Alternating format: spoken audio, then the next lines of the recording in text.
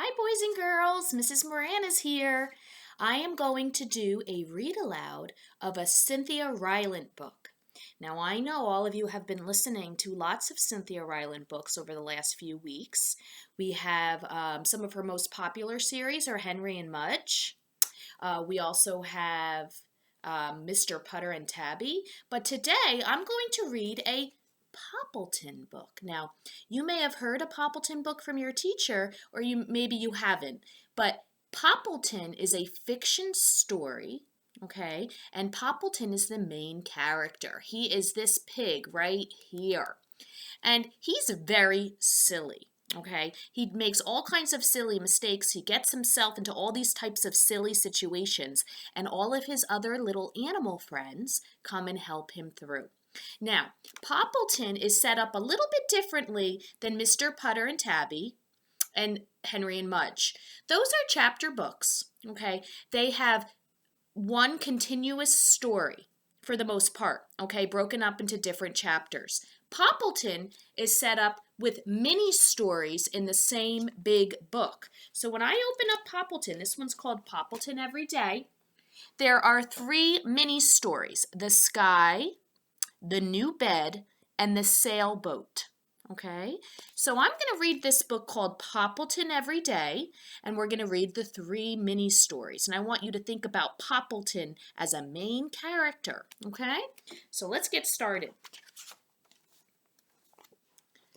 Let me see if I can get into the right position for you boys and girls so you can see the wonderful pictures. Poppleton's friend Hudson was visiting one night. "Let's go look at the sky," said Hudson.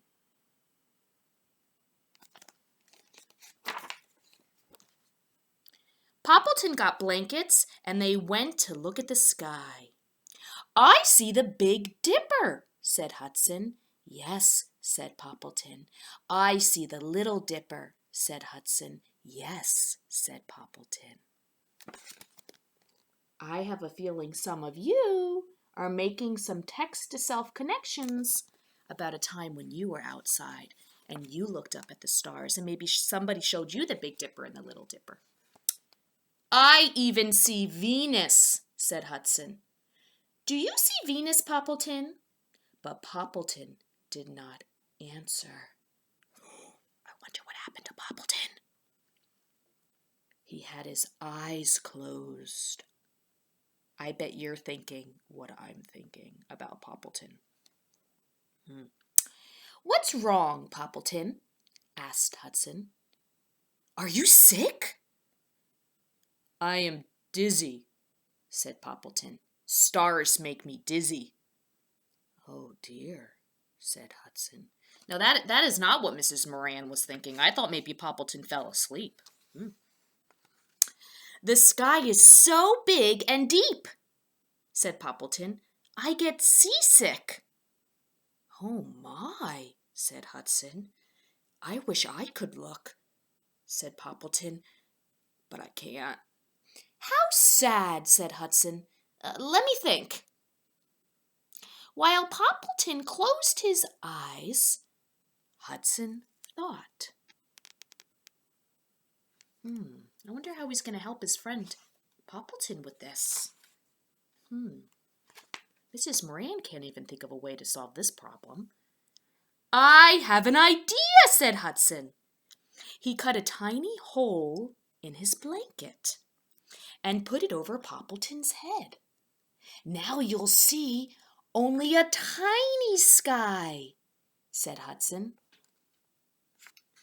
Wow. It's like a mask. So cool. Poppleton peeped up at 2 little stars. "Beautiful," said Poppleton, and the 2 friends stargazed all night long. That's wonderful. So, that's the end of the first mini story in Poppleton Every Day. The next mini story is called The New Bed.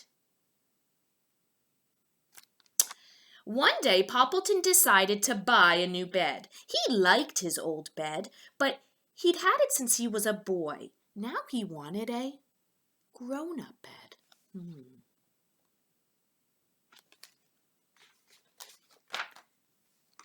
So, Poppleton went to the bed store. "Do you have a bed just right for a pig?" he asked the saleslady.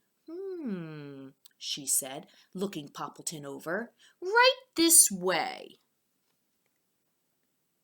Mrs. Moran's making a text-to-self connection of a time when I went shopping for a bed. It's actually very fun laying on all those different mattresses that they have. Maybe you've done that too.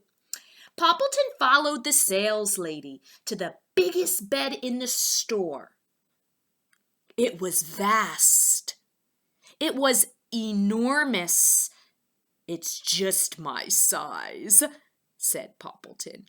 Vast and enormous. I love those words. Those are great words. He climbed on to test the bed. He lay on his back. He lay on his side. He lay with one leg over the edge. He lay with both legs over the edge. He lay on his head with his bottom in the air. "How many different ways do you sleep?" asked the saleslady. "About 20, said Poppleton.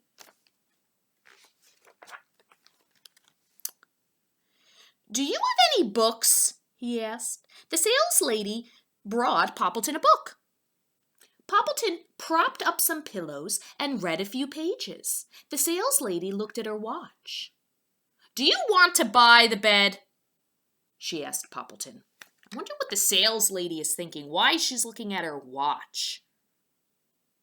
"I don't know yet," asked Poppleton. "Do you have any crackers?" The saleslady brought Poppleton some crackers. He got crumbs everywhere. "Do you want to buy the bed?" asked the saleslady.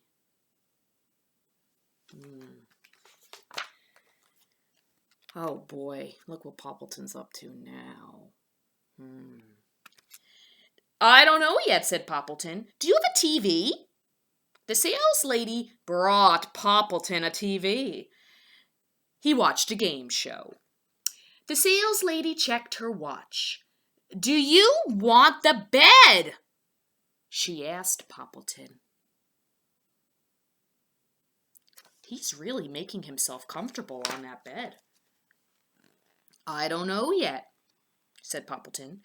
"I have to check one more thing. Do you have any bluebirds?" "Pardon me?" said the saleslady. "I always wake up to bluebirds," said Poppleton. Do you have any?" The saleslady went outside.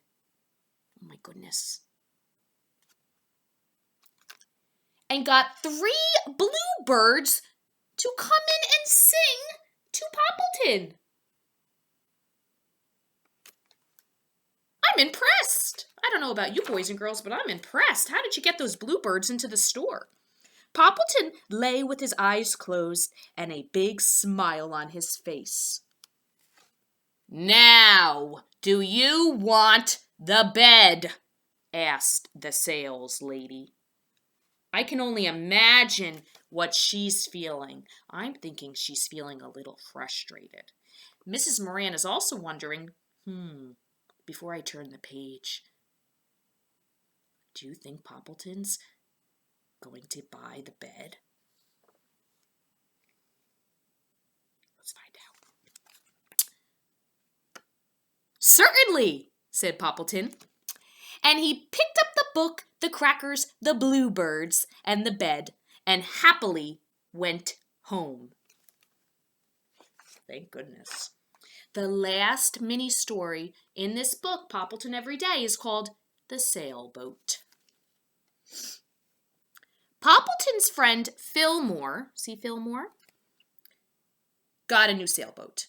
"Will you come sailing?" asked Fillmore. "Sure," said Poppleton. So he went in Fillmore's boat. Poppleton in a sailboat. I wonder how that's going to go over.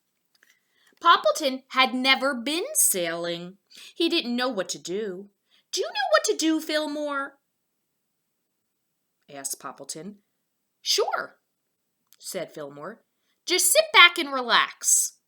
Poppleton sat back. Suddenly, the boat leaned to the far, far left. I am not relaxed, Fillmore, cried Poppleton. The boat leaned to the far, far right. Not relaxed, Poppleton cried. Relax, said Fillmore. Then the boat caught a strong wind. It bounced up and down on the waves. I am not relaxed, cried Poppleton. A big storm came. Not relaxed, Poppleton cried. Then the sailboat flipped over. Definitely not relaxed, cried Poppleton, swimming beside Fillmore. Relax, said Fillmore.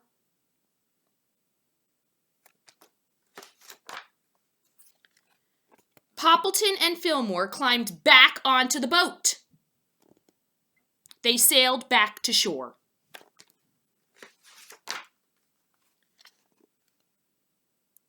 Wasn't that fun? Asked Fillmore.